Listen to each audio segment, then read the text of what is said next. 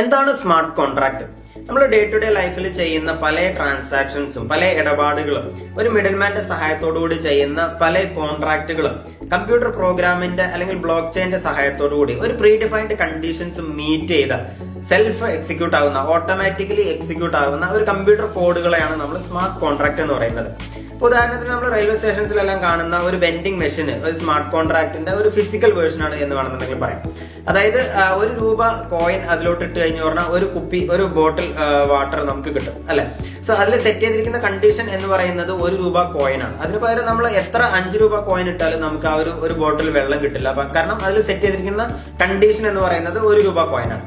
So ഇത്തരത്തിലൊരു digital transaction നമ്മളൊരു block ചെയിനിൽ ചെയ്യുകയാണെന്നുണ്ടെങ്കിൽ ഇപ്പോൾ ഫോർ എക്സാമ്പിൾ ഒരു ബിറ്റ് കോയിൻ എനിക്ക് വേറൊരാൾക്ക് അയക്കണം, പക്ഷെ അത് ഇപ്പോൾ എനിക്ക് അയക്കണം, പക്ഷെ അതിന്റെ കണ്ടീഷൻ എന്ന് പറയുന്നത് ആ ഒരു കോൺട്രാക്ട് എക്സിക്യൂട്ട് ആവേണ്ടത്, ആ ഒരു ട്രാൻസാക്ഷൻ എക്സിക്യൂട്ട് ആവേണ്ടത് നാളെ 12:30 എന്ന് ഞാനൊരു കണ്ടീഷൻ വെക്കുകയാണെന്നുണ്ടെങ്കിൽ നമ്മളൊരു കോഡ് ഒരു പ്രോഗ്രാം ആക്കി മാറ്റുകയും ബ്ലോക്ക് ചെയിനിൽ സബ്മിറ്റ് ചെയ്യുകയും ആ ഒരു കണ്ടീഷൻ ആ ഒരു ടൈം കണ്ടീഷൻ മീറ്റ് ചെയ്യുന്ന സമയത്ത് മാത്രം ഈ ഒരു സ്മാർട്ട് കോൺട്രാക്ട് എക്സിക്യൂട്ട് ആവുകയും ഈ ഒരു ട്രാൻസാക്ഷൻ പ്രോസസ് ചെയ്യുകയും ചെയ്യുന്ന ഈ ഒരു സംഭവത്തിനെയാണ് നമ്മൾ സ്മാർട്ട് കോൺട്രാക്ട് എന്ന് പറയുന്നത്.